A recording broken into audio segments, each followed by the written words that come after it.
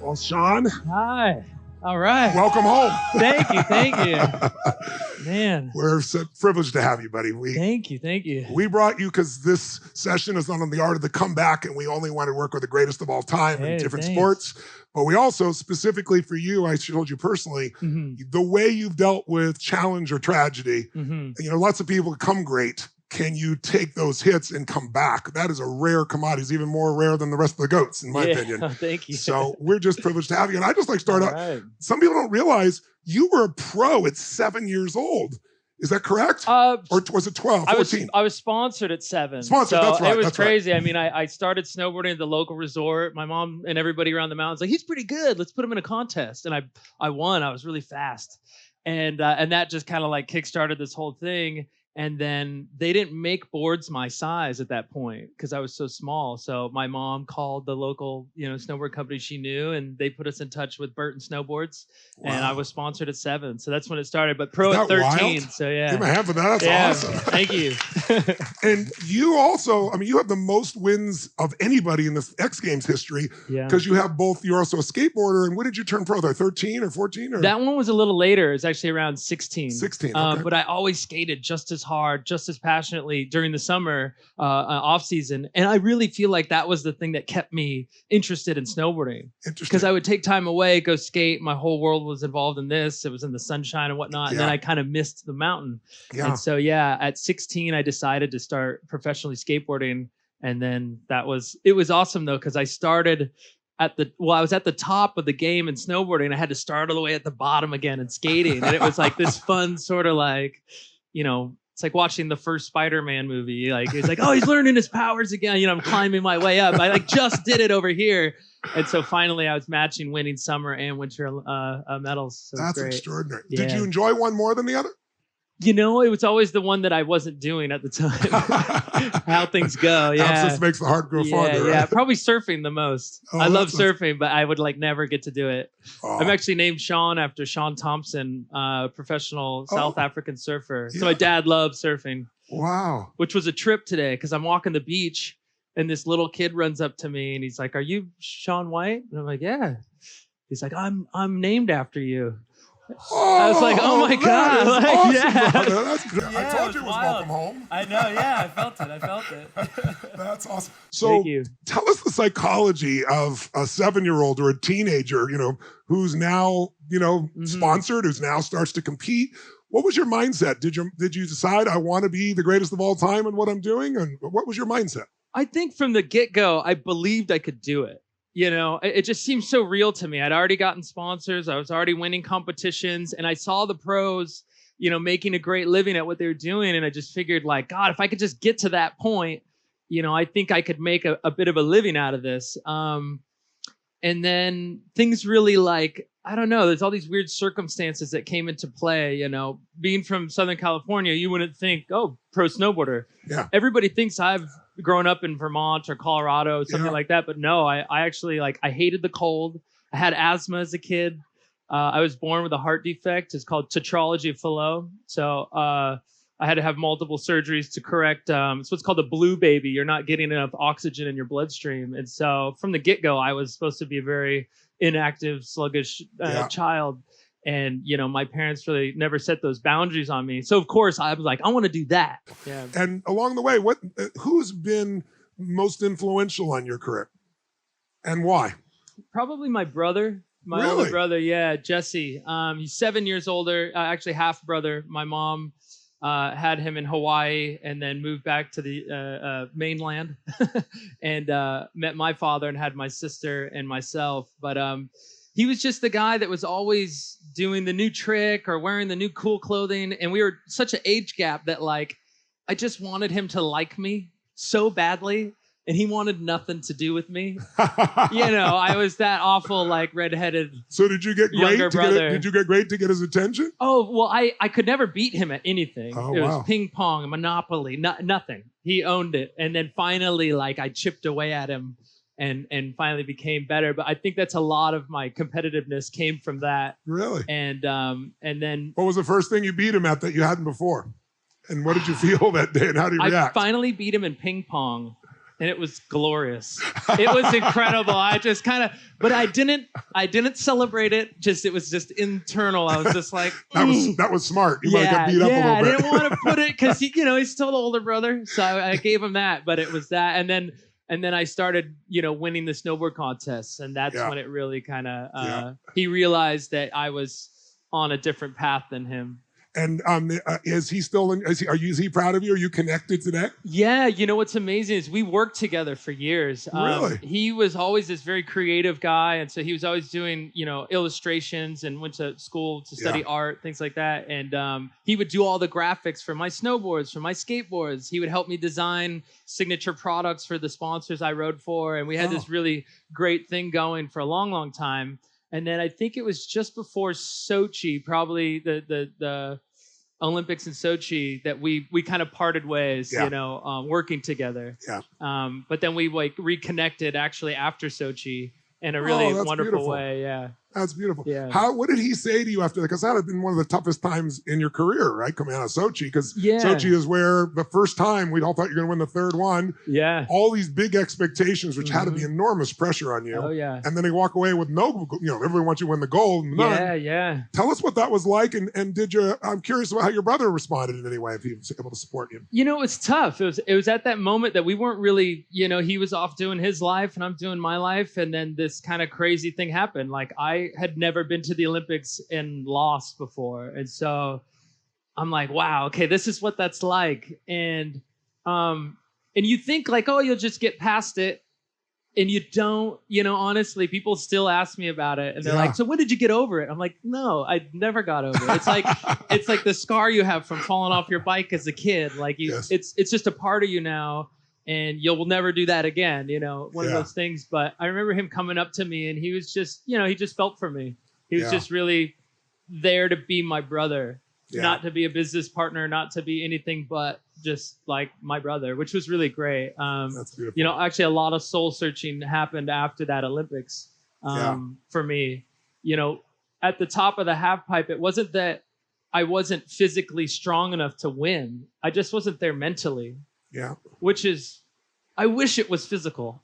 It's way easier to go do a bunch of sit-ups and like go ride, hit the elliptical. Yeah. But like getting your head right is way harder. And so I remember. Help us out. Tell us, what was your head like going into it? It was off going into it then a little bit. There was a lot of, looking back in hindsight, there was a lot of things that were off. But when you're so in it, it's hard to see at that time.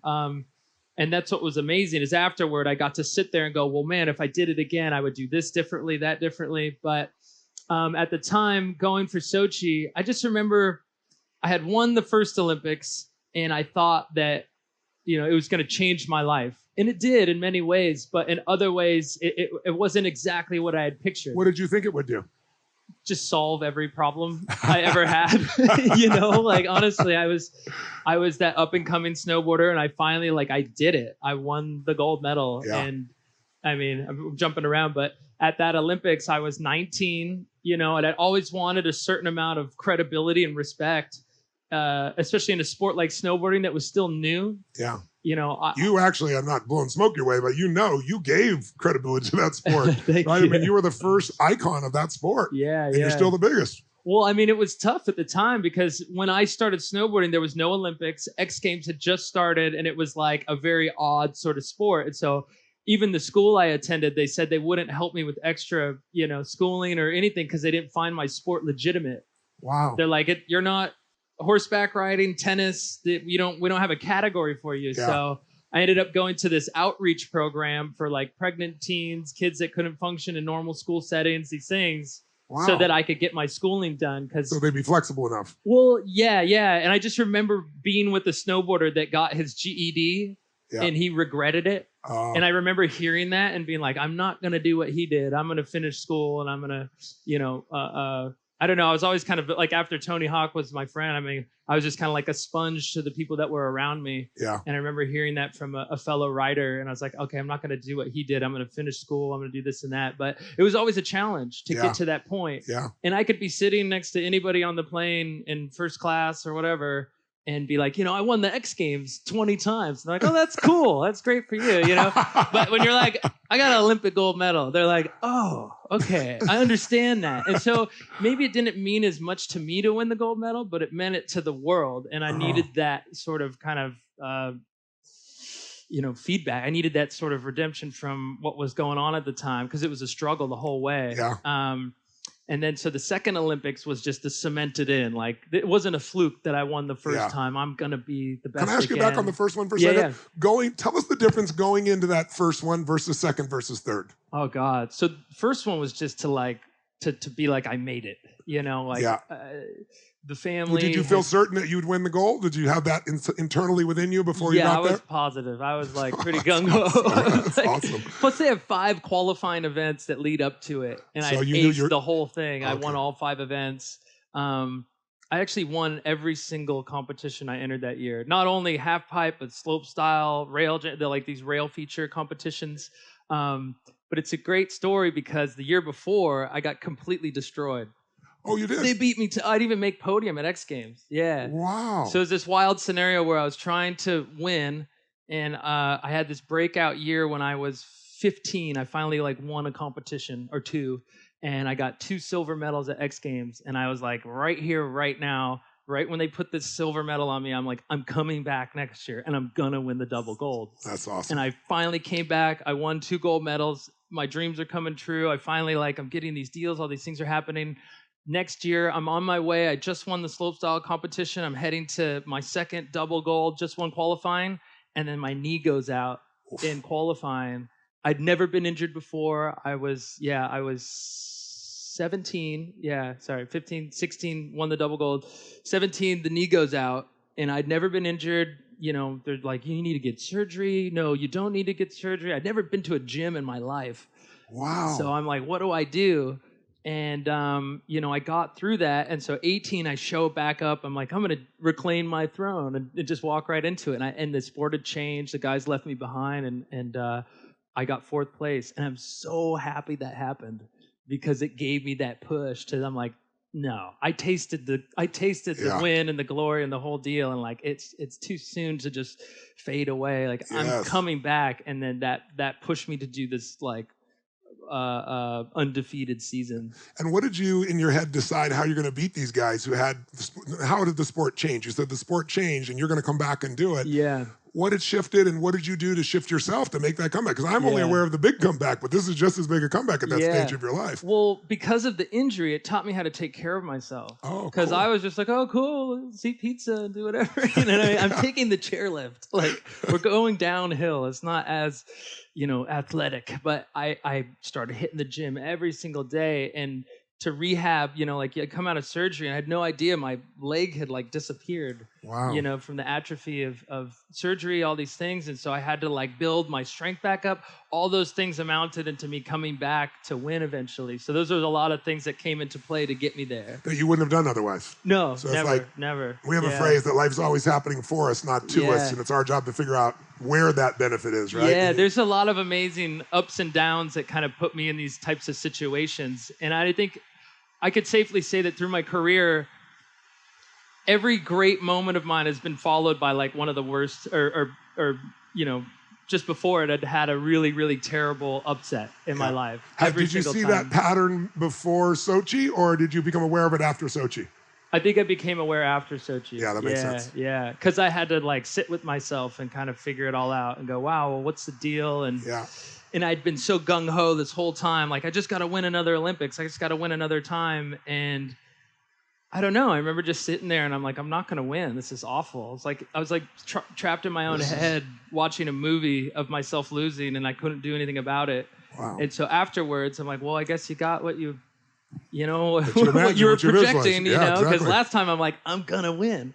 I had AC/DC playing. I had all these jacked up songs. Yeah, so I was like, I'm gonna win this thing. And then this time it was if you go later, it's called the Cults is the band, and it's called Always Forever. It's the slowest, saddest song, and I was listening to it every day before the Olympics.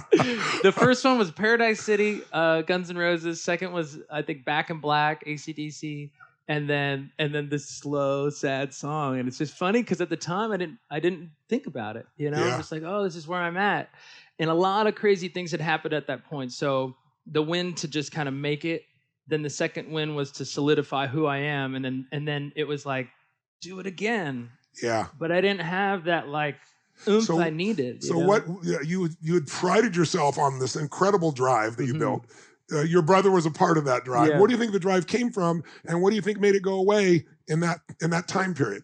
You know, I think life just gave me other interests, you know. And you've been doing it for so many years? Yeah, it's tough, you know. And I started looking at it, and I remember watching certain athletes that I had heard of and watching their competitions and things. And you could just tell when someone's got the fire and they don't. Yeah. And it's so hard to make yourself want to do that. Like you can't just like wake up and like, it's like, oh, I'm going to love this person.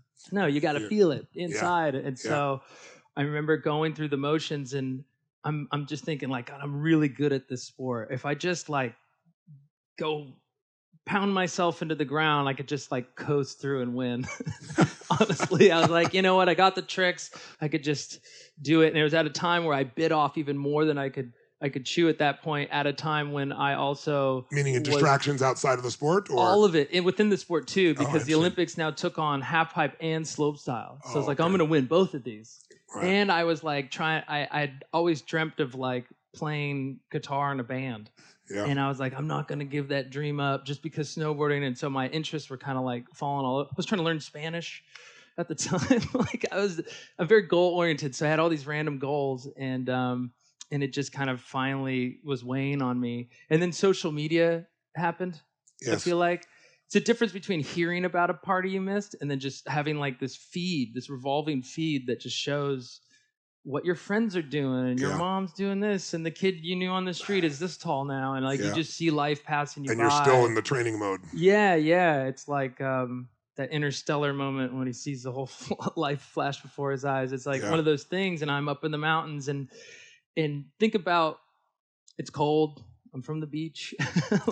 I'm already unmotivated slightly, and now ask me to do something that's like very dangerous.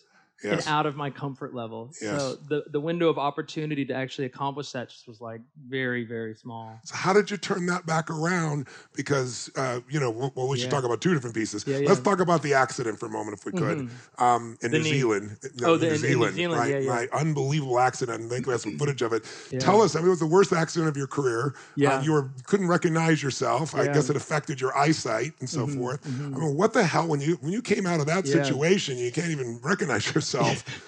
Tell us what goes through your head, because this happened 4.5 months before Sochi, is that right? Yeah, that was just before. I only laughed because I had just joined Beats headphones, and they were like, we need a post. Everybody's posting today. We got Serena, LeBron, all these people. I'm like, all right, you want the post? This is where I'm at. Like, here you go. But it was heavy. It's one of those things where So, to pull it back slightly, I had like found that new love for the sport, and I like built a new team around myself. And how did you do that? Tell us that. Oh, I mean, I literally like went through every single piece of my life and kind of picked it apart. So I was like, oh, social media is bumming me out. I want to go do this and have a better like portrayal of my life and what it's all about. Because at the time, like I was having all these weird sponsor posts, and my fans were in the comments not very happy about it. And, all the way to like, I'd never really dedicated myself to the sport in a way, like, why work out if you can win without working out? So I was like, you know what? I should be kind to myself. If it's this easy for me now, I should like really give it my all. And so I got a trainer, I got a physical therapist, I changed my business manager, I changed my agency I worked with. I reconnected with my family in a big way. Like my brother I talked about was such a huge part of my life, then all of a sudden wasn't. And so I reconnected with him, my sister, and I made it fun to be on the mountain. Wow. Normally I would go up there and I'm out. Like I had this bad rep with all the other snowboarders because I would do my thing and I would leave immediately because you're in a bubble of a mountain town. I can't go out and eat. It's not, and I have no privacy. I just dip, and so, and my life's back home. And so, I made it fun to be on the mountain again. I like found that excitement, and I had a younger rider with me. Yes. So every single thing to him is new. Oh, that's cool. I've been to Japan plenty of times, but I'm like, hey, check this out. the vending machines, they like heat your coffee up. You know what I mean? He's like, whoa, like, you know what I mean? Like, look, we're in Austria. Check it out. We'll have a schnitzel. You know what I mean? Like, he's like, this is incredible, you know, and you're kind of like reliving it through him.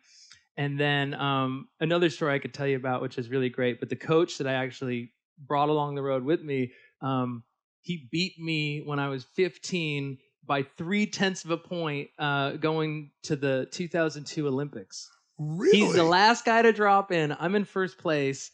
He comes down and beats me by 0.3 of a point. Wow. So thankful that happened. He catapulted me all the way to that point when I was 16 to win. Wow. Before the knee injury got me to the Olympic win. Yeah. And then Sochi eventually got me to this win. So when the accident happened, that you were in a great mindset. Mm-hmm. So was it just a misadjustment? What happened, and then how did you recover? So that was the tough part. I just like found the new love, and I'm going to do this, and then like I'm having the best day ever. They're playing like all this classic rock at the half pipe, which is a rarity. They love just pumping this crazy techno stuff.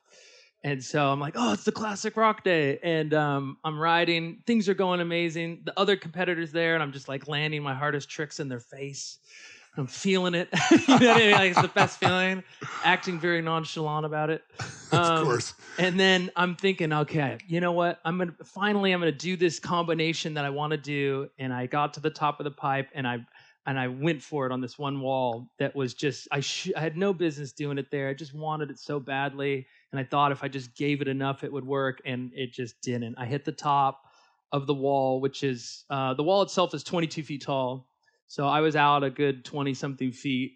I clipped the top of the deck. How far are you above the wall when you above the wall, a good like 20, 23 feet out. So it's like 45 feet. Yeah, so we're going, wow. and it's downhill, full on, you know, kind of icy wall, because that wall doesn't get the sun at that time of day. So I clipped the top of the deck of the half pipe, and what happened is you know, my back just gets bent over the coping of the railing there, and then I fly to the bottom, and I catch my toes, and I hit my face, and then, you know, I'm just like, my eyes are full of snow, there's wet blood everywhere, and I'm just thinking like, oh my God, what happened? It was so quick. And that was the hardest, because now I'm at the hospital. You know, next thing you know, I'm having the best day to like, I'm in the hospital, and my face is like hanging apart, and they're like, you know what, we're going to get you into surgery any minute, so just like, we won't stitch you up now. You know, normally they'll just kind of patch you a little before the big surgery. That got pushed and pushed and pushed till like 11 at night. And they're like, we got to do it tomorrow.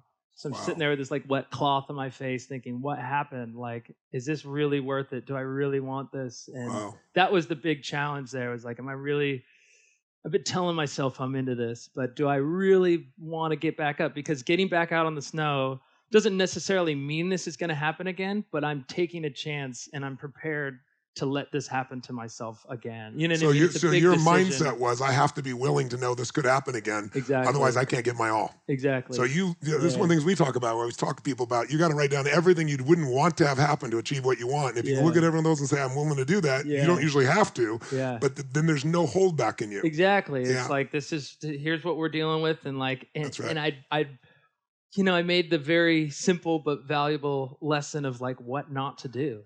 And I'm like, I'm not going to ever do that again. I'm going to wait till the pipe's great. I'm going to wait till it happens. And so I waited and I waited and I waited all the way to the Olympics. I didn't even do that run that I did at the Olympics until I got there. Are you serious? Yeah. It wasn't right. I wasn't going to mistake. And so that move that you made it was the final third run when you made the third run. Yeah, it was the second hit. Yeah, was the trick, and that was the one you got injured on previously. Yeah, I had done like 2 to get over the scare of it in Colorado, and then I got to. The big idea was to do the combination of the 14 into the other 14, and that was the one that put me in the hospital, and I was terrified to do it on its own, let alone doing a giant trick into it, because it's all connected. And so I just knew that if you got me to the Olympics and I'm standing there at the top, I'm gonna do it. I'm gonna do it. Like, you can't not do it. So I was sitting there, I'm like, my coach is just like, you're okay, like we can wait, you know. And it's like this bad dream I had. I'm like running around trying to find good conditions to do the trick, and like, you know, this half pipe, they didn't get enough snow, so it was kind of like wonky conditions. And then this one, the storm came, And I'm just freaking out. Like, when am I going to do this trick? But in my heart, I knew if I got there and I had the pressure, I was going to do it. So the first time I ever tried the combination was in the second run. Wow. And so by the third run, I'm like, okay, I'm going to make this because I got that first chance. Because the second run didn't go well. Yeah, it didn't go as planned. Yeah. Partially because I deep down think I didn't, I wanted to do it really badly. But it wasn't have to I didn't have to do it yet. Yes. So that third run came through, and it was a must, and so it all happened. Tell me before we come to that third run, go back one. Tell us about the 100. Scoring 100. I mean, that's that was nuts. What did that mean to you, and how'd that come about? Yeah. What made that possible? It was a similar scenario, which is wild. I show up to the half pipe, and I mentioned the younger rider, right? Yeah. His name's Toby. He's really excited to ride every morning, so he's like, practice starts at this time. I don't do that. I show up maybe a couple minutes, probably like 20 minutes before. I need like 2 runs and I'm ready to go. Yeah. Because Toby will learn later on that when you show up and you do the run perfect 10 times, your odds of doing it perfect in the contest go down. But I'm like, okay, I'll go with you. Classic over practiced. I'm tired at this point. And the first run, I saw everybody fall, and I get really excited when that happens. So I'm like, okay, I'm going to bury them, and I'm going to finish them, like they're down, just step on them, And so it's like, sorry to give you the real insight. Thank God for your brother. Yeah, totally, yeah. It's years of, I get overamped, and I go way too big, and my legs were tired. I couldn't hold on to the G's, the force of the half pipe. And so that didn't go well. Second run was beautiful. It's just I got to the bottom and I had pulled off the wall too far, and the light throughout the day, the sun's traveling over, and by the time I got my run, it had moved. This wall's in the shade now. I couldn't see the landing. Yeah. Super frustrated. Now I'm sitting there going, okay, this is the second to last Olympic qualifying event. Like, I need to podium on this one. I need to make the team. There's commercials running of me being the Olympic hopeful, and I haven't even made the team yet. Wow. So I'm freaking out. I'm on the chairlift thinking, God, how am I going to do this? And I'm just kind of venting this stuff to my coach, JJ, at this point. Like, I don't know, man. Like, I'm over it. Let's just go to whatever. And knowing that he's going to give me back the, oh, your outfit's cool. Waiting for the, no, your outfit's cool. I'm just waiting for him to hand it back to me, And so he gets me excited again. I get to the top of the pipe. He's like, just play it safe, man. We just need to get the podium. We'll get on the team. We'll finish it in Korea. Got to the top of the pipe. Everybody's putting these amazing runs down out of nowhere. They're all crushing it. And they look at me and they're like, well, what do you want to do? And I'm standing there at the top. I'm like, what do you mean? I thought we were going to play it safe. They're like, well, you might need to win this thing right now. I'm like, oh my God. They're like, do the hard run. Why are we holding back right now? I've been so Great good question. at trying these hard tricks all day, and the goal was to just play it safe and make the team. And then right when they're like, just win the thing, I'm like, yes, that's what awesome. I do. It's the Rocky moment. Yeah, I'm like, why are we trying to settle? Like, why don't we just do what we came here to do? And so I kind of gave him the look, and I dropped in and I crushed this run. And not only did I win the event, and then I locked up my spot on the team for the U.S., and then I got a perfect 100 score, which was insane. That's unbelievable. Yeah. So that was the real comeback story from the injury. Yes. Just to come back and to win that thing, and people were talking about it. The last run, I had to do it, and I did it. And for me at that moment, that was that gratifying sort of moment where I realized the rest is just kind of bonus. And we had I wrote it down. I think it was 23 million people tuned in to watch you. It's the most in history for that sport for you. But tell people, you had the Japanese man who took the lead, right? Yeah. Just give them the context so not everybody saw it, if you would. Yeah, so I'm standing there. I put in this amazing first run, and I'm thinking I went so big on the first hit, and it's all about the amplitude, how high out you go. The judges love it, and I went bigger than I think I've ever gone before. And I get to the bottom, and I threw my helmet. I just wanted to get the stuff off my face, And I threw my helmet, and as I'm watching it sail, I'm like, that's my only helmet. It's flying. I look at the camera guy, I need that back. And and I'm so excited because I think I just won. Honestly, every single time I've been to the Olympics, I'd won with the first run. And then I got what's called a victory lap. Everybody goes, you're standing at the top, and no one beats your score. So everybody was doing all right runs. And I'm thinking this might just be enough because that's the one that got me 100 at the last competition. So I think I might have just won this thing. I'm not going to celebrate too soon. You never know. And so I get my helmet back. I actually borrowed a pair of goggles from someone in the crowd because mine was all snowy. It's ridiculous sounding. That's pretty awesome. Didn't practice the run. I had my goggles. That person's got a great story. Yeah, totally. He was like, me? Yes, for America. Here. For America. Take these. Yes. That's awesome. That's awesome. So I get to the top, and the second run's going through, and Ayumu, the Japanese snowboarder, puts down this amazing, incredible run. Bumps my score by like a point or two. And I'm thinking, God, okay, I really would have loved to have coasted in with my medal. And you know, story compared to the real one, right? I totally. And I was like on the fence of what run to do. And so I'm standing there and I'm thinking like, all right, well, it's very clear what I have to do. And I'd never done that combination before. So I'm a little, you know, timid inside. And I'm just thinking, okay, cool. Like, and you're realizing this is probably the last run of your career? Was that your mindset? Was this going to be your last Olympics or? This isn't, I don't think. I mean, that's awesome. kind of happened after, honestly. Yeah. Afterward, I was like feeling, I get to that, but like, you know, it really just found that love. But when you were more. going in, you weren't thinking this is necessarily your last run per se. Then no. Well, that's how they framed it on television. Oh, okay. Oh, I'm sure. They go, this is it. His last run of his entire career, and he's the guy who's been number one. He's number two. Yeah. So I don't know. I remember the second run obviously just didn't go to plan. I had the nerves, and then that third run, I'm like, okay.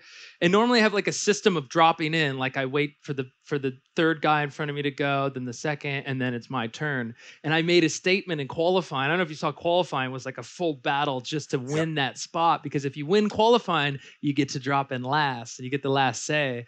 And I had dreamt every night of being in this position. That's awesome. Every single moment, I'm like, I just got to get there. I got to win the qualifying, and you're going to put me in the start gate.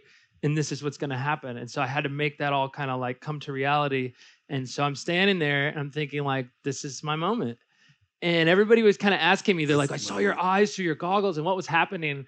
And I swear it was like, I don't know if you guys seen, I describe things in movies because I just love movies, but I've seen Bagger Vance. Yes. It's that perfect shot. I'm just sitting there. I could see it. I could see the whole run. Wow. I looked at the flag at the side of the pipe that marks if it's windy or not. The thing's not moving at all. I'm like, there's no wind. The snow stopped. Maybe a little sunshine. I recognized the song that was playing. Yeah. And I'm like, it was like this hip hop song. His name's Post Malone. He's like this, I think his song was Rockstar, but JJ and those guys had been pumping it in the car all the time. So I was like, I know this song. And I was like, I'm going to win this thing. This is my moment. I should take like kind of like this screen grab in my mind that Tony Hawk, take the moment to like savor it. And you did. And I did. And I honestly at that point kind of went on an autopilot. Like I just dropped in took over. And I gave it that oomph in the beginning. And JJ and them know me. They just gave me like a simple everyday high five. Yeah. You know what to do. Yeah. Because at that point, you're your own worst enemy. If you let the nerves get to you and all those things, I'm like, it's the same two walls, same thing I've been doing since I was a kid. And that's how you got to approach it. It's sort of this like complete focus with a slight bit of not caring. And I dropped in, and I remember that the first hit, really, like I said, it's connected. The first hit sets the tone for the whole run. So I just started with this huge hit, went big, and I knew if I landed that solid, that was the best chance I was going to have of completing the combination 14 to 14. And then once the second 14 hit, I'm like, okay, now you get that second wind of like the fire's building. I'm like, okay, I just got to finish it. And so I get through the 540, the double McTwist 1260, which was like a big deal at the Vancouver Olympics. I created this. You were the first one to do it. Exactly, yeah. And so I'm like, this is my trick. I'm going to land this one, of course. And then it was that last hit. And the last hit is the last hit.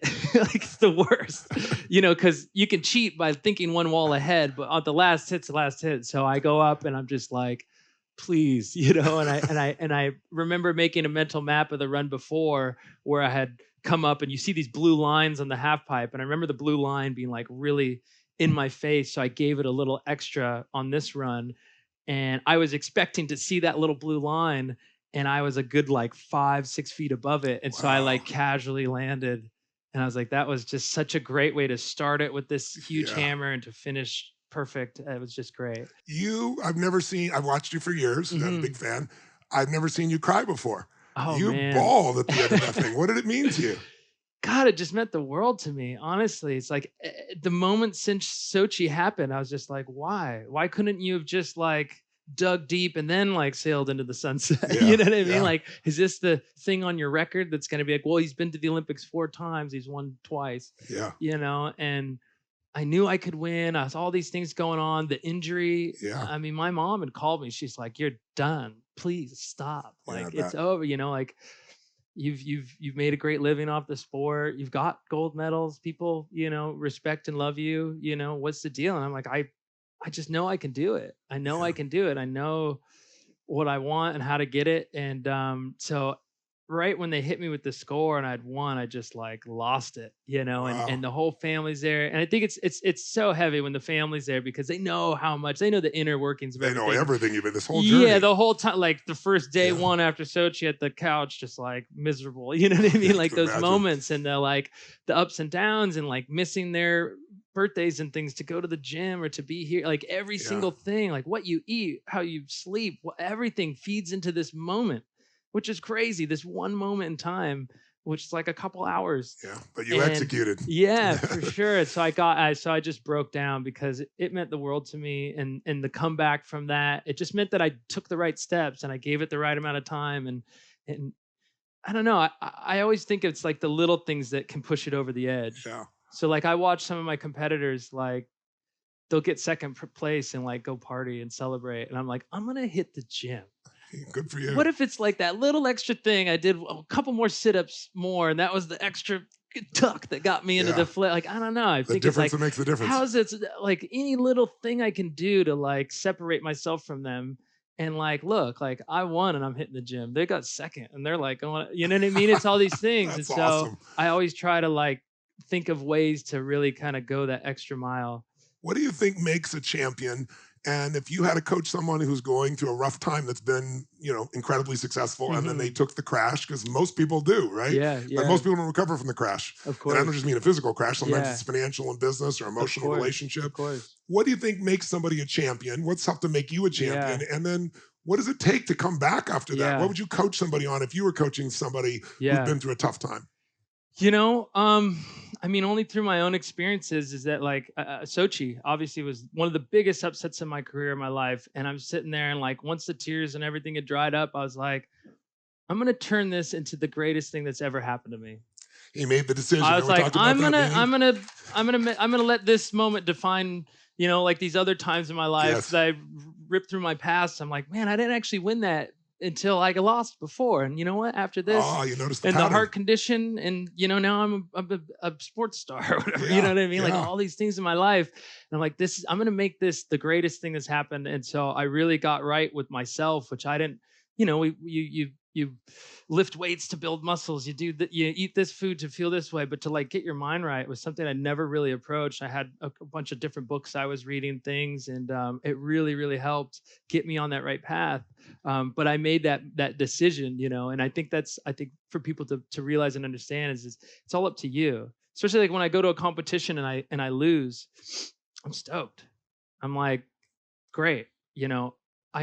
If I show up and win, I'm like, okay, I'm exactly where I need to be. I'm right on the track that I'm going. If I lose, I got this perfect crystal picture of where I need to be. Wow. You know what I mean? And so if you approach it that way, you can never really lose. You know, there's no mistakes if you learn from them. And so I kind of like go through it. And so that's why all that kind of like soul searching and stuff happened after Sochi to bring me back. But you got to really clearly define what you want. And the things that kind of like brought you to this path to like I mentioned this cut on my face, you know, like I'm never going to do that again. And I waited till the pristine time to do it. And so it's like actually learning from those mistakes, not just kind of like saying, I learned, I won't do that again, but really learning from that mistake. That makes so much sense. And going forward, because it's a part of you now. yeah, that's kind of like it's making that choice, I'd say. And so we've talked this week about when people want to make a change, the most important thing is to make that decision. We just had this conversation yesterday. The decision of what it's going to mean to you, not letting the world define what it means. You decide what it's going to mean. You decide it's great. But then the second step for us is conditioning ourselves so that we execute. And then the third is putting a system in place so that you can do what you did, which is finally let go and let your unconscious take over, right? And make the thing happen once you're there. Totally. That's wild. And so, you mentioned the next Olympics and things like that. I'm like, God, I don't even listen to the stuff on the television because it's all what I feel inside. Like if I feel I got it in me, then I got it in me. Yes. And it's kind of like, I know the feeling of Sochi, trying to like kick the dead horse and get myself to this point, and it just didn't work. But if I feel it inside now, I can go do it. So literally I'm driving to get my medal, and I texted this incredible woman, Molly, who works for me, and I said, "Hey, when is the qualifying for the skateboarding Olympics? How awesome is that? Oh, skateboarding Olympics. Skateboarding 2020 in Japan. Wow. Yeah. So I would love to be the first sort of. The motivation would be there because it's totally different. New, warm weather, all this. It's just a different setup. I think if you put me back out on the snow again right now and made me go for the next Olympics, it'd be a really tough sort of journey to get there. But I'm excited in the fact